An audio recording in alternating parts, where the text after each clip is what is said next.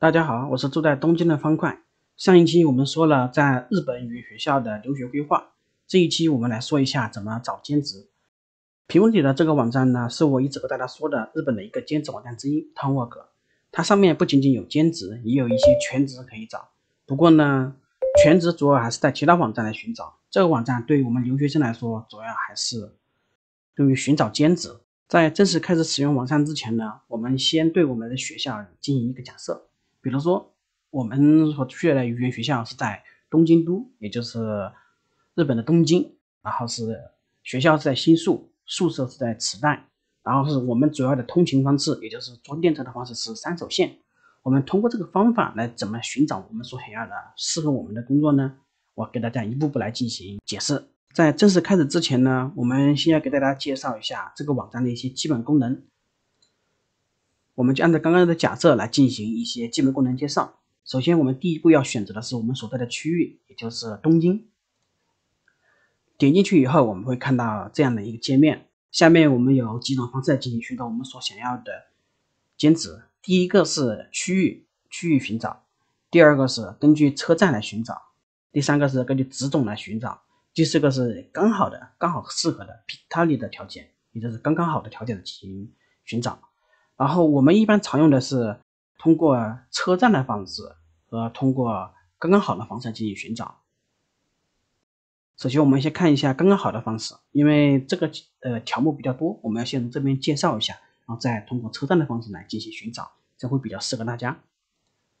好，现在我们已经来到了这刚刚好适合自己的条件这里。刚刚好的条件这里呢，有很多选择可以选择。首先呢，这里是那个区域 area 的区域的意思。区域这边我们可以选择很多地区，这些我们先暂时不选。然后先看一下职种，职种的话有很多，我们一般情况下也是不选的。然后是给予的话，这个我们需要选。不过一般情况下的长期兼职都是按照的是那个月绩来算的，所以说你可以选择月绩。然后是我们在下面，然后你所需要兼职的种类，这下面首先第一种是那个兼职，还有那个小时工等等。第二种是正社员，第三种是职业社员，第四种是派遣社员，第五种是其他。但是留学生的话，一般就是前面的第一种，我们所要选择的这个兼职。然后是勤务期间，勤务期间的话，我们主要是有哪些呢？首先，你看它有短期单发，也就是一天的也可以的，还有长期的，还有春夏秋冬休息的时候限定。意思就是根据一些学校，比如说语言学校的时候，它春夏秋冬它都有休息的时间，那个有长假期间，一直在这个长假期间就可以上班的这种。然后我们的话最好选择长期欢迎，因为这样可以给我们的资金有一定的保证。然后第二个是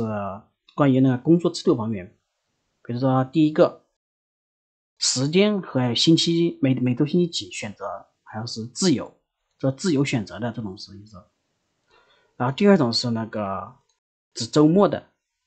然后第三种平日，也就是只在平日的时候是可以的，也就是周一到周五。第四种是一周只上一天，第五种是一周2、3天都可以的，第六种是一周4天以上，也就是4天、5天、6天、7天这种。然后第七种是时间固定的，这个的话就是固定的话，就是说和前面也有些重复，但是它的话是更偏向于一个固定时间，比如说周一、周二、周三可以上，其他时间我不上。然后这个是持续1年，甚至说更久的时间，这个是就我们选到时间固定的。然后第四种是排班制，排班制就是随时可以排班的，也就是我的时间是一直都是可以的，你可以想让我什么什么，我就什么时候上班。这个的话，我推荐大家不要选这个，因为这个的话，你在语言学校方面有可能会出现一些变故啊，或者说你提前毕业什么的，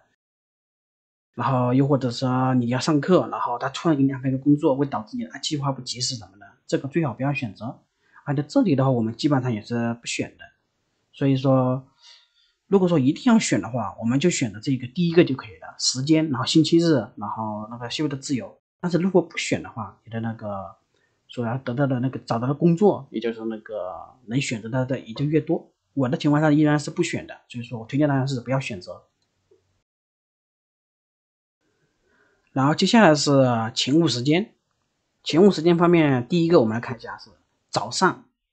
也就是很早的工作，5点到12点的，这个就是看它时间一样就可以了。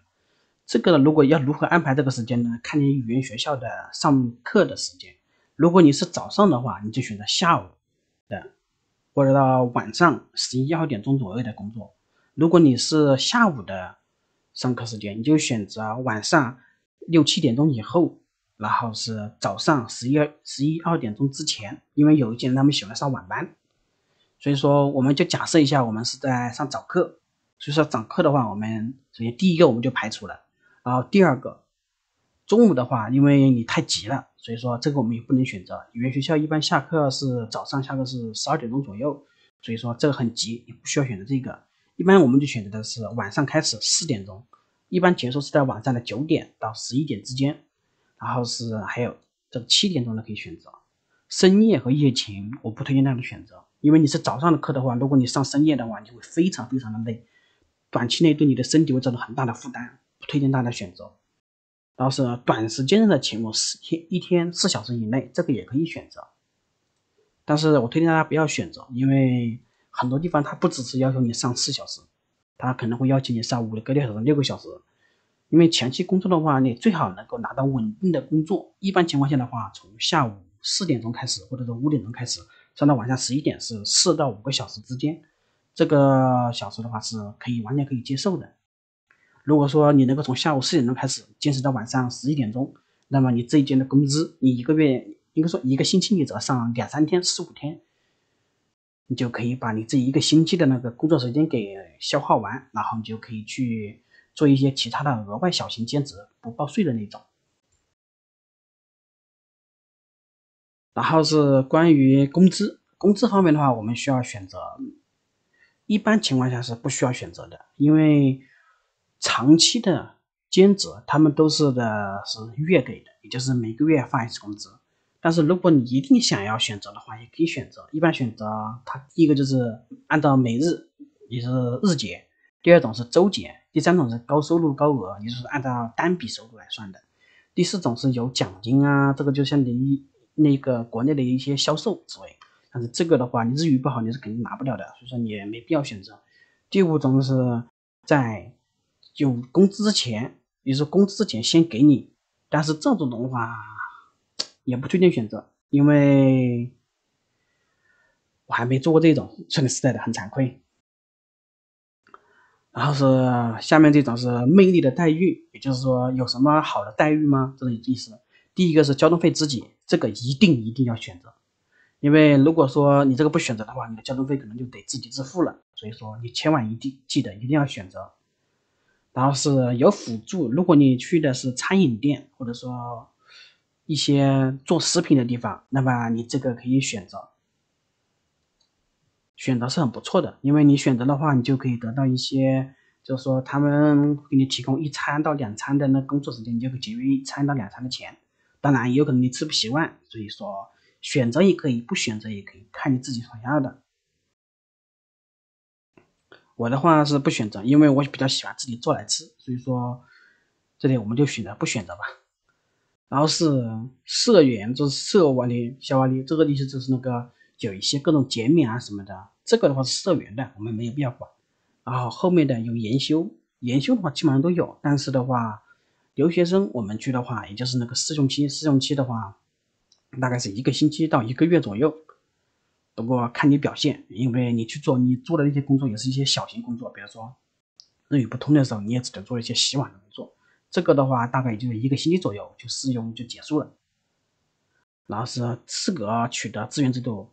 应该说这个也是社员的。后面的包括那个加班，这产业是叫加班的意思。然后是社员登用，这个是社员的。后面这个送营的话，指的是某一些特殊的场合，像工厂之类的。有些工厂的话，他们是会特意派一些属于他们自己租赁的一些那个小巴车去接送你，就是这个的话是一般派遣公司比较居多，但是我们去上的是正式兼职，所以我们不选择。然后托儿所，如果你有孩子的话，你可以选择。然后聊这个的话也是社员的，如果你是社员的话，你可以选择这一个。然后产休，这个是长期休假，这个是无期限用派遣，就是没有期限的那种，你就随时可以那个雇佣啊，这种也属于派遣工作。然后是契约，这是契约社员，然后这个是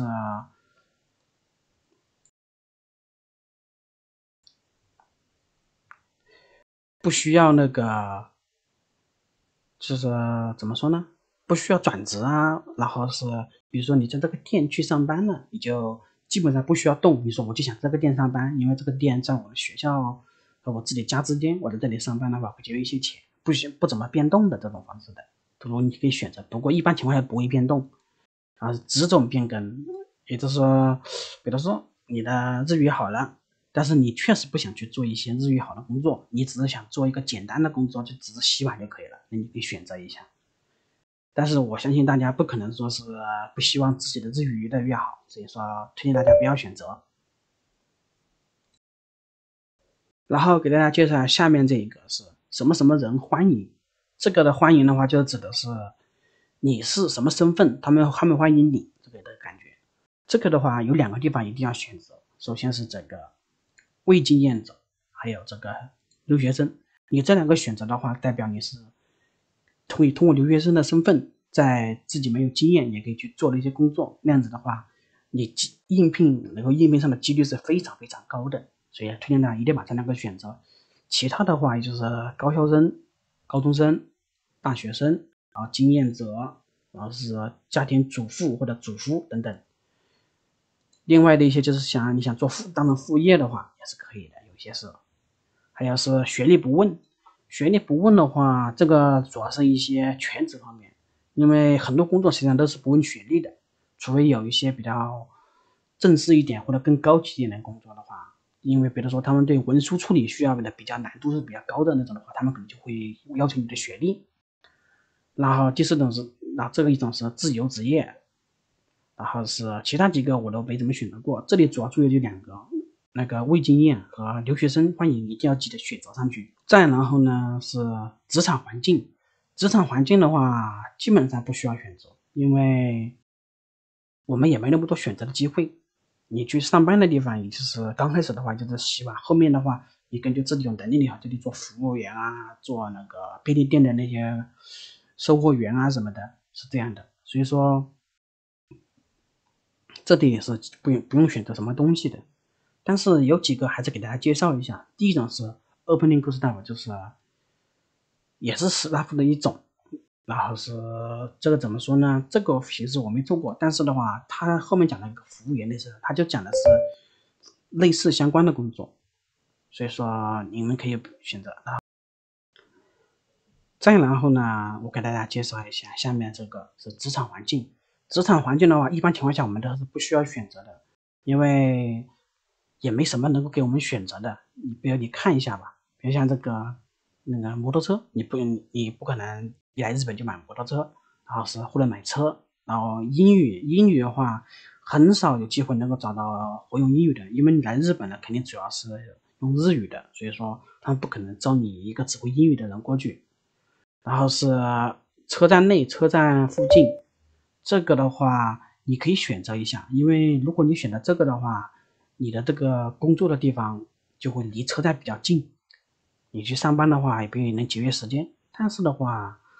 你选择不选择其实并没有什么关系，因为如果你选择的话，你能够寻找的兼职的话一下子就缩小了很多，所以大家没有必要去选择。第一种的话没必要去看，因为也就是一般的工作罢了。然后在下面一种是自己喜欢的一些装扮什么的，比如像第一种是发型和发色，第2种是服装，第3种是制服，